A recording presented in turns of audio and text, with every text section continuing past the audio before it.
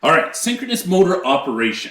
We know from previous learning tasks there that a synchronous motor has to go and operate at synchronous speed, which means that somehow it is going to have to go and get up to synchronous speed. So we're going to start by describing the operation in the first part, which is going to be us accelerating the motor from a standstill, 100% slip, all the way up to our synchronous speed. Let's start by talking about the actual windings that we have on the rotor. We've got these DC windings that we know when we energize those windings, we are going to go and create poles, north poles and south poles that we are going to go and have, usable on our actual motor. If I don't have them energized, I would not have any poles on that rotor. I would only be able to go and induce any sort of values of voltage into the amortisseur winding. We don't want to have poles on our rotor initially when we start up, and the simple reason for it is that if I did have poles, we'll just draw those poles in, and I'm just going to go and wipe these ones out over here. The simple reason would be that if I did have poles on the outside of this right now that are going to be created by my rotating magnetic field, which is going to go and happen off of the stator, what I'm going to have happen is I'm going to have right now a point of attraction. I'm going to have a south pole that's going to be matching into a north pole, north to a south, and a south to a north. I'm going to have that attraction. So this thing is going to go and pull towards it. Actually, no, I'm going to go and change that. I'm going to move these poles right over here.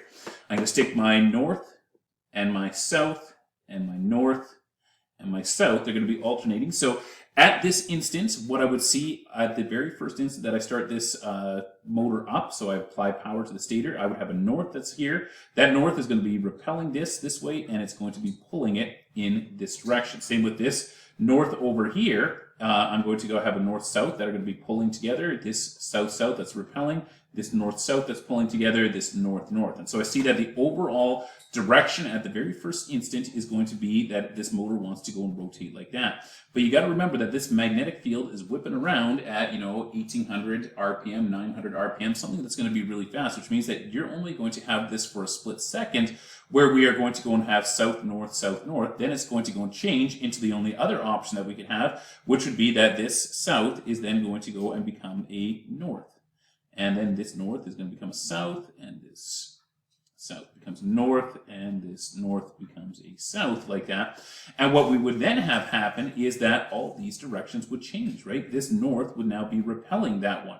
This south would be repelling that one, this like that. This south-north would be attracting, this north-north would be repelling, this north-south would be attracting. And we see that we would instantaneously get a opposite torque. And then the next split second, because these rotate onto the next one, then we would go back in the opposite direction. So what we would constantly be getting would be this back, forth, back, forth, back, forth, back, forth. And our motor would never be able to go and start up. It's very important for us at the instant of startup that we do not have the DC energized, because if we have the DC energized, we're just going to go and lock this thing up. What we will do is when we want this thing to start up, we'll make sure that we have got this DC that is going to be off, so we don't have a fixed DC, and we are then going to go and be utilizing our amortisseur windings. And our amortisseur windings are just going to be standard squirrel cage windings that are going to be light duty ones, not designed for full-time operation, that are going to be run all the way around and connected by a shorting bar. What we'll get is we're going to get induction, same as what we have on a regular motor, where we are going to go and have this rotating synchronous field that's going by. As it's going by, those lines of flux are going to be cutting through each of these bars. As they cut through each of these bars, they're going to induce current in those bars.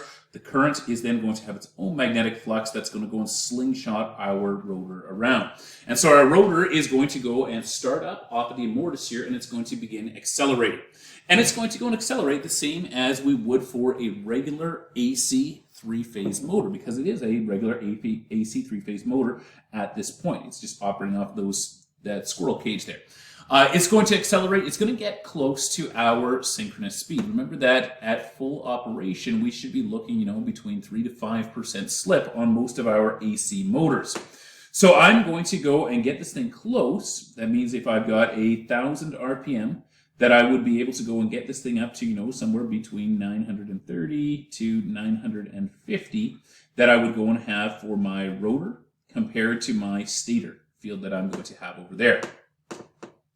So we pick this thing up, we start the rotation, And then once I get up to this point where I'm going to be relatively close to my synchronous field, what I'll then do is I will instantaneously go and apply my DC. And as soon as I apply my DC, I set up these permanent norths and souths on here. And those permanent norths and souths are just going to be able to hook in then to the closest opposite type of pole. And so now as my field rotates around all these souths and norths, these norths and souths are going to go and stay locked up. Remember how we said that they were salient poles that we had? The reason they are salient poles is so that my flux is always going to be concentrated on that pole face, on the direct pole face, and it's not going to be spread out along here. If it was spread out along here, it would be too easy for us to go and lose step off of these ones. The amortisseur winding brings us close. Once we get this thing close to our speed, we then lock this thing in, and at that point, we are going to go and operate. Now, we've got a bunch of other values we've got to go and talk about when it comes to lock-in.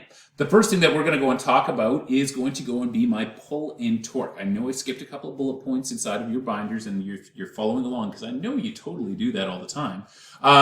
I'll come back and take a look at those, or maybe I won't. Maybe you'll just have to read them. Who knows? We'll go back to this, though. The pull-in torque is going to be what we are going to need to have to go and make that jump from this 930 to 950 up to that 1,000, if this was our motor.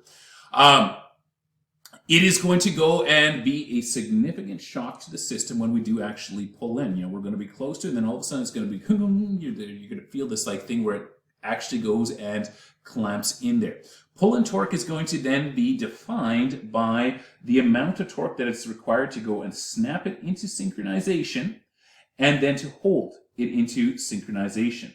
We're also going to go and have another type of torque that is going to be referred to as our pull-out torque. And pull-out torque is really going to be the amount of torque on our motor that is going to go and make us lose our synchronization. Over here, we see another diagram where we have got, once again, permanent magnets. We've got our rotor DC energized, permanent magnets that are then interacting with the rotating magnetic field that we have going around the outside of our machine over here. But we see that there is now stretching of those magnetic lines of flux. Remember, these are magnetic lines of flux and they possess elasticity. But like all elastics, you can stretch an elastic so far that eventually we are going to be able to go and break it. That's going to cease to exist as being a magnetic line of flux at that point. This is going to be referred to as my pull-out torque. Basically, this is what happens as I operate a synchronous motor. Once I get this thing pulled in, I should have a 90-degree between the center of my pole and my lines of flux. This thing should be operating at 90 degrees. But as I add load onto the motor, it is actually going to go and drag this thing back. These elastic bands are going to go and stretch. And if I go and stretch these elastic bands, I create this thing that is going to be called my torque angle over here. Torque angle is going to go and have a direct relationship to my power factor. And torque angle is really just going to be the angle that I'm going to have between the center of my pole, that's going to be defined by this section over here, and the center of my pole on the rotor. You see that here and this here as well. This is going to go and give me that overall torque angle off of this thing. If I increase my torque angle too much by loading down my motor, eventually I'm going to get then to the point that we reach what's called our pull-out torque. And pull-out torque is just going to be where I'm going to lose those bands, and it's no longer going to operate at synchronous speed, and it's just going to bog right down and shut off. Or we should have controls in there that are going to go and shut it off. It's going to be a fairly significant torque angle. They're going to be as high as 60 to 70 degrees. This is crazy high when you actually take a look at how much a 60-degree angle is, 60 to 70 degree angle. Really what you're looking at is if I had a 60 to 70 degree angle, this over here would be my south, this over here would be my north, south and north, and what we would be seeing is we would be seeing lines of flux that would be pulled all the way from here and underneath. This one would be going to there, this one would be going to there, where these lines of flux are starting to have to overlap and compact. And what happens is we reach this point where we reach a maximum amount of magnetic lines of flux in that gap that we are going to have over there, and then we just kind of drop out of this. It's not that the magnetic lines of flux aren't stretchy enough, it's just that we get them too compacted in there, we can't stick any more in there, can't create enough, and then we're just going to go and break this thing out. So yeah, a really, really high amount of degrees offset, 60 to 70 degrees that we're going to go and see as a pull-out torque angle off of these. Okay, Going back just to those 3 points that I had skipped over while I wanted to describe, torque angle and pull in and pull out torque, there was 3 things that they just kind of had randomly inserted inside of your text over there: pony motors and field discharge hazards and reversing the synchronous motor. Ultimately, these are, point form things. Reversing it is just going to be reversing the direction that our stator is going. So interchange any 2 lines that you have leads, the standard being that you're going to interchange lines A and C if you want to change your direction of rotation on it. Pony motors is a term that's used for small motors used to accelerate these, because these are going to be used on very large components. Generally speaking, we're going to see these mostly in mining type of operations. I'm trying to remember the name of the big gold mine that's outside of Kamloops there. That gold mine has got a massive, I think it's a 300 horse, or possibly it's a 600 horse. I can't remember what it is, but it's a massive synchronous motor that they're actually utilizing in, another thing that we're going to look at later on, which is going to be using this thing as overexcitation for power factor correction. But they can't start that thing up because they're using that one to go and crush ore down into powder so they can chemically extract the gold. They can't start it up by itself. They have to have a pony motor, and a pony motor is just going to go and be used to accelerate the synchronous motor. Needs to be a super torquey motor so it can get this thing up to speed. In a lot of cases, you're going to go and see, these conglomerations where we are going to go and have a wound rotor motor, which is great for torque, that is going to be attached as the pony motor onto the same shaft for our synchronous motor. And once we bring this thing up to speed, then the synchronous motor takes over and we can disconnect the wound rotor motor off of it. We'll use other ones as well. You could use, DC series or even AC series that we're going to cover later on too. Last thing that we had to talk about on that point, or on those 3 bullet points over there, was going to be field discharge. We know that this field, this DC field, is going to be made up of many windings around each of these individual coils. Because I have got that synchronous field whipping past there, I am going to go and induce voltages into it. We know this, right? EG is equal to BLV. This means that there is going to be a field that's going to rip past and a lot of windings, which is going to generate a high value of volts. And because these are all series connected throughout this, we can get ridiculously high values of voltage and arcing and sparking. So what we'll want to do is during the acceleration, because during acceleration, my synchronous field is moving faster than the rotor. During that acceleration, we want to make sure that our DC is either shorted together or that my DC winding is going through some sort of a field discharge resistor, just to go and drop the amount of current that is going through there. Otherwise, it tries to maintain current, which means that it's going to induce large voltages to try and kick across the air gap, because the air gap is seen as a high value resistance to it. So just make sure that you've got that incorporated into your control circuit. We're going to cover those control circuits, and we'll talk about, putting in either a contactor to short them or that field discharge resistor. All right, let's talk about the effects of mechanical load. So now we're going to go and get into vectors, and we're not going to go crazy with the vectors, but we are going to utilize these vectors to take a look at how the operation actually goes. The effects of mechanical load are going to be defined as really being the fact that we are going to go and change our torque angle. We've talked about this before, that as we increase the load, the torque angle is going to go and change. That change in torque angle is also going to go and affect the power factor of our machine. Let's look at these drawings over here, because these drawings are going to go and be determined off of our power factor. First thing that I want to go and define is that anytime that I've got 100% power factor, a unity power factor, it would mean that my current is going to go and be in line with my voltage. And that's what we're seeing over here. Let's define this thing at no load. We're going to say that I'm going to go and have all of my current that is going to be in phase with all of my applied voltage. ES is going to be my source value voltage. IS is going to be my current. So I'm at 100% power factor right now. I'm also going to go and have, and if you go back into your second year materials, you can go into transformers and you can take a look at the effects of counter EMF. Counter EMF is always going to be in opposition to my applied value of voltage. So I'm going to go and have a counter EMF that's going to be in the opposite direction, which means that it should be, theoretically speaking, along over here. Now, practically speaking, we are going to go and have a little bit of an offset, because it's not all going to be theoretical inductance, right? We've got a little bit of actual resistance, etc. So we are going to go and have a counter EMF that's going to be a little bit off axis, and that's what we're seeing over here. This is going to be my EC is my CEMF. Counter EMF is what they're looking at for this. What's kind of really cool as well about this one is the fact that this angle that we're seeing over here does also correspond to our torque angle. So at no load, we're going to still have a little bit of a torque angle because there's windage and there's friction and there's bearings and, the actual inertia of the rotor that we have to go and maintain in order to go and get this thing to operate. So there's going to be that little angle that's going to be inside of it. We are going to go and have our counter EMF that is then going to be adjusted because of all of those in the opposite direction. What we then can do is we can go and find our net value of voltage. And our net value of voltage is going to become this super, super important E resultant. That's all that the R stands for, is for resultant. Oh, man, that's an S. That's not even how you spell resultant. Resultant. Okay. My resultant value of voltage. And you could just do this by, subtracting these two. You'd be able to figure out what we are going to have from one side over to the other. What we will see is that our resultant value of voltage is going to be inside of my rotor, and it is going to go and be at 90 degrees from my current, my source current that I'm going to go and have for this thing. This is super important to go and understand that this will always, always, always be a 90 degree between my resultant and between my source current.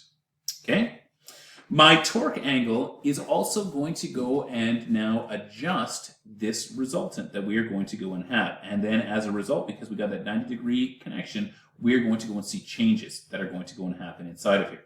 Let's take a look at this thing now that we move away from being at no load. Let's go and start to increase the amount of load. As I increase the amount of load, the first thing that I'm going to go and see is that my angle is going to go up. I'm going to have a greater amount of torque angle. That torque angle over there is going to go and move this up over here, which means that now for the same value of counter EMF, okay, this is the same value of counter EMF as that it had initially, because it's going to be developed off of, EG. EG is equal to K, phi, and N. So the counter EMF is going to be determined by the speed, by the amount of the flux, all of these, the physical construction, all of that stays the same. But what's happening is the torque angle has now taken that bar and has twisted that bar up. And what I'm going to see then is that my resultant value of voltage between these two is now going to have twisted over a little bit as well, because we have moved this up over here. The important thing to note is the fact that this resultant amount is always going to be at 90 degrees to my current that I'm going to go and have. And as a result, I'm now going to go and see that this thing is going to be lagging. Here's my value of voltage, E. Here's my value of current, I, over there, ELI. I'm going to go and have a lagging value of voltage as I increase my amount of load that I'm going to have on this synchronous machine. Okay, that's not super great. We don't like to go and have a crap power factor because it affects everything else. If I go and continue to increase the amount of torque angle that I'm going to go and have, I'm going to go and increase. So torque angle goes up. I've still got a locked in value of counter EMF, but now it is still going to be applied against my locked in value of source voltage over here, and now my resultant is going to go up to here. And I've still got that 90 degrees, and now I'm going to go and have more current as a result of this thing, and I'm going to go and have a worse power factor over here. So every time that we increase the amount of load on our motor, ultimately what is going to go and happen is my ultimately as I increase the amount of load, I'm going to go from having a good 100% power factor to a bit lagging to a lot lagging as this goes along. It doesn't slow the motor down. For every action there has to be equal and opposite reaction. It's not going to slow the motor down. It is just going to go and change the power factor of ours. It is impossible for us to slow it down. Either we're going to be operating at synchronous speed, or we're going to have hit pull-out torque, broken that, and no longer going to be operating. So yeah, we just see this change in the actual power factor. There is going to be some cool things that we can do, though, to go and counteract that. And one of those things is going to be controlling my rotor field excitation. So over here, we see that we have got our field that has been applied to the rotor. They're showing it just as being a 2-pole one. We do also still have that amortisseur, which would be, my short-circuited one. This thing comes up to speed using the amortisseur. After that, we no longer use the amortisseur. The amortisseur kind of gets ignored, and then we're operating off of this. If I take a look at my DC, I can control the amount of current going through here by utilizing a field rheostat. And that field rheostat is going to control the amount of magnetization that I'm going to go and have off of this. Which really, when you think about it, the amount of magnetization that you are going to go and have, what happens when you have two weak magnets, you hold them together, you get a weak amount of attraction. What happens when you replace one of those weak magnets with a stronger magnet, you see a stronger amount of attraction. So what I'm actually going to be able to do, two ways to explain this. One is going to be vectors. We'll go through those vectors in a minute. The other one is just to go and talk about this. If all I'm doing is increasing my amount of amps going through these terms, that means that I'm increasing my amount of flux over here, which means that I'm going to have a stronger magnet here, which is it's going to go and start to pull this thing back up, and it's going to start to decrease that amount of torque angle off of this. And as we've already looked at, torque angle is directly going to be related to my power factor. So I'm going to be able to go and increase this rotor current over here, which is going to make a stronger magnet off of this, which means it is going to start to adjust back in. Now, how do we explain this thing when it comes to the actual vectors that we're going to have over here? The vectors are going to be necessary just for us to kind of explain the base concepts of it. But really what they're talking about when they're talking about the vectors is they're saying as we increase the amount of current inside of here, that is going to go and increase the amount of flux, right? Ampere turns. That is going to be inside of here. That flux does actually cut back through each of these windings as we rotate past them. And this is going to be part of what generates our values of counter EMF when we are looking at any one of these. So in other words, if I increase my amount of current that I'm going to have in here, I'm going to go and see an increase in counter EMF to the point where I'm actually going to be able to have a greater amount of counter EMF than what I am going to go and have as a actual applied value. Let's go back to this one over here. Once again, same things that we looked at before. Source, which is going to be the applied amount of voltage. I'm going to go and have a counter EMF that is going to be built up, that's going to be opposing it. You look at counter EMF in second year if you're not familiar how it's built. And then I'm going to go and have a torque angle over here that is going to be just defined off of physical characteristics. The difference between this value of voltage is going to give me my resultant, and I know that my resultant value of voltage is always going to have to be 90 degrees off of my current that I'm going to be supplying to this thing. So if we go and adjust the amount of current that we have inside of this field, we can either have a stronger flux or we can have a weaker flux. Let's start by making it a weaker flux, or what we would refer to as underexciting the field. If I make this a weaker value of flux over here, it's going to go and make this a weaker magnet over here, which means that instead of me having a strong magnetic connection between here, I start to lose that. And because this is now a weaker, magnet, my torque angle is going to go up because it's got a weaker attraction in between there. And torque angle, as torque angle goes and changes, is going to go and change the amount of power factor that I would go and have. Going back to this one over here, if I've got an underexcited field, what is going to go and happen is I'm going to go and have a crappier power factor off of it. Now they show it through taking this value, and it's potato, whichever way you really want to go and look at this thing, whether in the physical, the strength of the magnetic fields, or whether you want to go and look at it off of this thing with the vectors, it will get you to the same spot. So pick a method, stick with it. But what they're doing inside of here is they're shortening this thing up. They're saying that for an underexcited field, I'm going to have less counter EMF, and as I then have less counter EMF, it's then going to go and give me a resultant that's going to start to move off of this. That's what we're seeing over here. They took this thing from being the longer counter EMF that it was before, where I had this thing that was going to be up to here and up to here. That was what we had initially. They've shortened that counter EMF, and as a result, my resultant voltage has gone and moved further back. Everything still originates from this point, the origin over here. And as a result of this thing now, I'm going to go and see 90-degree connection, I'm going to start to see a lagging power factor. What you will note is different about this one over here is that they have got the same torque angle off of this. So they're saying now for the same torque angle, what happens when we underexcite, when we drop the counter EMF, well, we go into a lagging effect. So they're keeping my load constant at this point. What about if we go the opposite direction? Well, the opposite direction would mean that they would be extending out the counter EMF. So going back to what we had initially, this is my counter EMF that was going across, and I had this right over here as my resultant going across like that. Now they're increasing the amount of current going through that field, and as a result of that, counter EMF goes up, and what it starts to do is it starts to go and drag my resultant in this direction over here. And this is wicked sweet, because when you take a look at that, that means that now I have got my resultant pulled up here, and these two are locked together 90 degrees, which means that now my current has gone ahead of my voltage. This is defined as ice, baby, ice, capacitive, right? Eli the Iceman, anytime that I have got current leading the value of voltage in an AC circuit, I am looking at a capacitive type of circuit that I've got over here. Fantastic. So a capacitive type means that I'm going to go and see a leading power factor. This by itself would be bad. You would go and get penalized crazy by BC Hydro for having a leading power factor.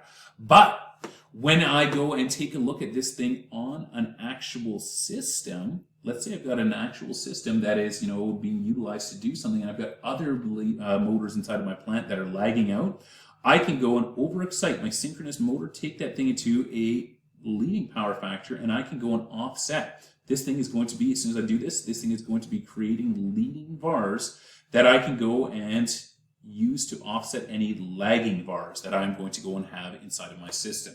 And that is going to be referred to as using this thing as a synchronous capacitor.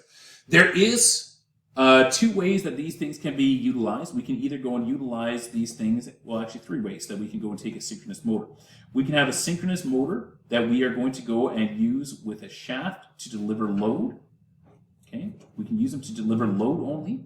What we can do is then we can go and overexcite it, so then we can go and simultaneously, I'll just put in a little whiny here to show overexciting. At that point, I'm able to go and deliver load as well as leading VARs. Or, if I want, what I can do is I can just cut the shaft off altogether, seal this whole unit up, and I can only deliver my leading VARs out of that. At that point, it would be referred to as a synchronous capacitor. Some of you are saying, well, what's the point of having, a big motor that we have to go and screw around with to create capacitance? Why don't we just go and use capacitance? Well, the issue is that when it comes to very large systems are going to go and have, lots of different loads that are going to be changing all the time. And the only way for us to effectively change capacitance is to be changing plate area or plate distance. That's really hard to do. So most of the time, what our capacitance looks like when we're doing power factor correction is that we are going to go and have all of these individual capacitors, and then we're going to go and have switches that are going to go and take them in and out of the system. But it's going to take them in and out of the system in bumps. If these are each 10K bar capacitors, then we're going to have 10K bars, 20K bars, 30K bars that we're either going to be switching in or switching back out of that system, which is going to go and give us an overall, we kind of go up in lumps. And so it can be hard to maintain a specific power factor. If I do want to go and maintain a specific power factor, if I want to go and maintain, 90% on the dot, or let's say 91% just for safety, I could do that using a synchronous capacitor where I'm just going to go and continuously be monitoring on my mains. So I've got my main service. I'm just going to go and monitor. I'll have an ammeter that's going around that. That ammeter is going to go into instrumentation. That instrumentation is then going to go and adjust the field current that is going to be going to the synchronous capacitor. And it's going to say, oh, we're getting a bit lagging. Perfect. We'll just go and increase the excitation, make it overexcited. We'll put in a few more leading VARs. And then, we're starting to get too far leading. Then we'll just back off on the hammer on this thing, and we're going to have less that we're going to put out. Makes them super, super handy. In fact, handy enough that we have got calculations. We'll save those calculations. We'll do those as a separate video.